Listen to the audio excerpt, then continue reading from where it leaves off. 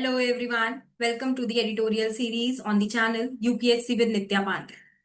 Today in this video we will discuss two topics of current affairs from newspaper The Hindu and also one editorial is from Indian Express which is regarding कि जैसे कि हम देखते हैं कि थोड़ी बहुत भी बारिश हो जाती है और गुड़गांव में बहुत ज्यादा फ्लड हो जाता है okay which is an example of urban flooding. तो अर्बन फ्लडिंग पे हमने काफी चीजें कवर की थी बट दिस रीसेंट कॉन्टेक्स्ट हम समझेंगे। देन अभी रिसेंटली हमने again it is from Delhi another editorial देखा कि यहाँ पर अर्थक्वेक के ट्रेमर्स आते रहते हैं, कभी सुबह 5 बजे आ रहे हैं, कभी 8 बजे आ रहा है। तो उस सिनेरियो में अगर हम देखें अपने आसपास तो गवर्नमेंट एज सच हमारे लिए कोई ऐसी ड्रिल्स नहीं करा रही है कि हम रेडी हैं अगर कोई बड़ा अर्थक्वेक आता है, क्योंकि बड़ा अर्थक्वेक ऐसे ही आता है, पहले छोटे छोटे ट्रेमर्स आते हैं और उसके बाद एक बड़ा अर्थक्वेक आता है। तो उसके लिए हम कितने प्रिपेयर्ड हैं and what the government needs to do, we will discuss that. So let's start.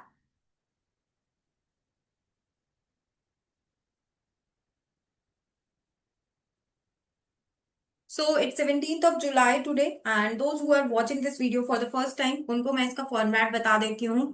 Daily I pickup 2 to 3 editorials from the newspaper और उनका पूरा एक एनालिसिस करके आपको देती हूँ कि कैसे इस पर्टिकुलर टॉपिक को आपको अप्रोच करना है। You also have a question which you can attempt. Then Saturday को मैं न्यूज़पेपर से पूरे एग्जाम्पल्स पिकअप करती हूँ जो भी इनोवेटिव एग्जाम्पल्स होते हैं which can be used in different topics of governance, ethics, internal security etcetera. So okay now let us come to today's editorial analysis जहां पर हम बात करेंगे कि एक टेक्टोनिक शिफ्ट हमको चाहिए ताकि हम सीस्मिक रेजिलियंस बिल्ड कर सकें। ओके अगर हम देखें तो ये एडिटोरियल लिखा गया है retired chief engineer and former deputy adviser ministry of Jal Shakti. तो इस तरह के अगर जो गवर्नमेंट में working people okay if they are writing something that becomes really essential, ये व्यूज बहुत अच्छे होते हैं आपके लिए। So tectonic shift to build seismic resilience. Earthquake एक सीरियस रिस्क पोज करते हैं टू इंडिया क्योंकि हमारा ज्योग्राफिकल और इंफ्रास्ट्रक्चर वर्नरेबिलिटीज है। ज्योग्राफिकल वर्नरेबिलिटीज इसलिए क्योंकि सीस्मिक जोन 4, 5 इस सब में हम आते हैं, कुछ रीजन हमारे north east etcetera.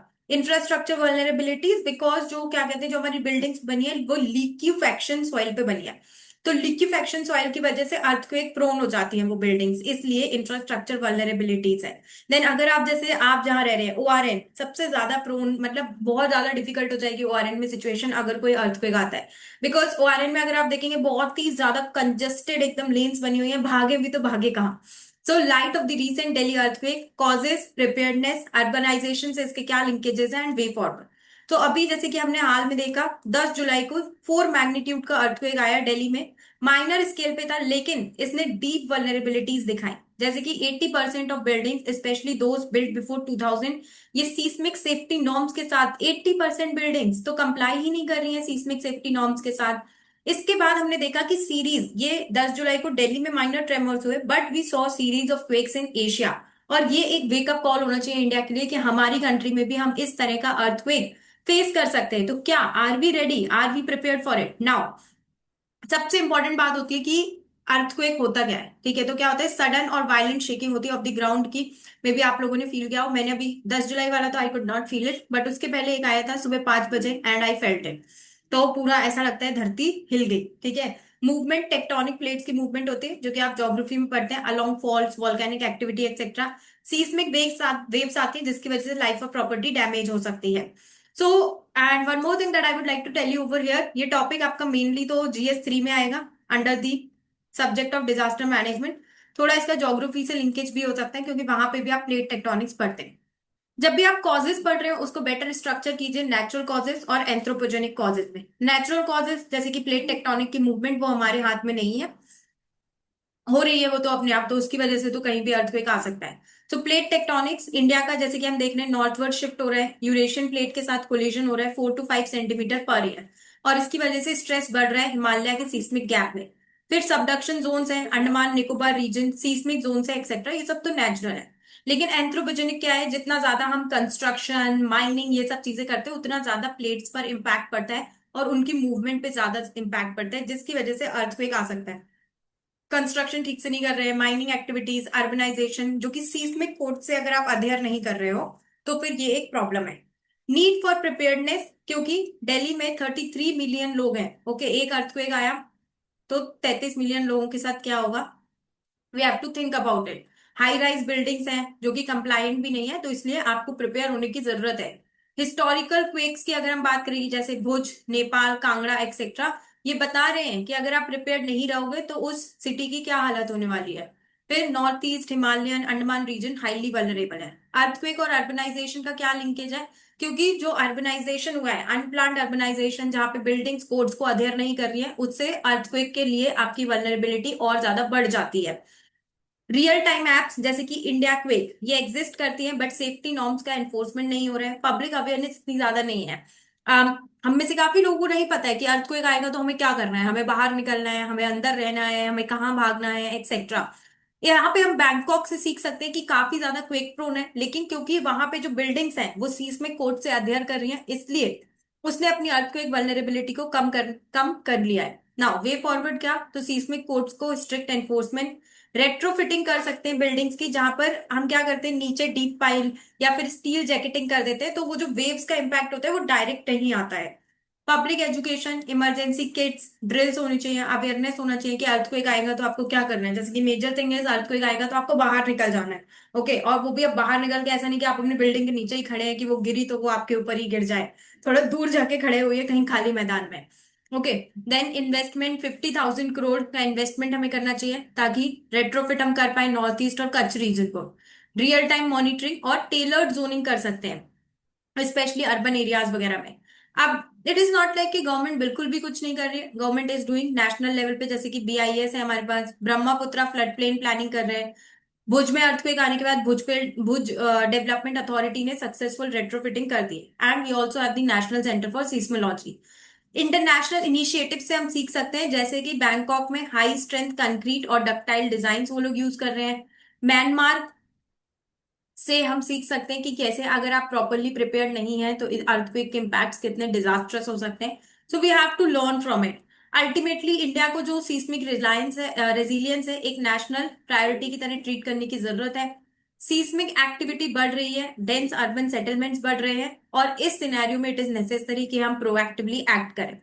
Now another topic, आपने जैसे अभी लेटेस्ट इंस्टाग्राम पे पिक्स वगैरह भी देखी होंगी कि जहां पर रियल एस्टेट प्राइसेस इतने हाई हैं, वहां पर गाड़ियां डूब गई हैं। Like I also saw picture on Instagram, it was a very expensive car, I don't know कौन सी थी, बट बहुत एक्सपेंसिव थी, और वो पूरी पानी में डूबी हुई है। ओके, तो that's the scenario with Gurugram की, थोड़ी सी भी क्या कहते हैं बारिश होती है तो सब कुछ एकदम डूबने लगता है।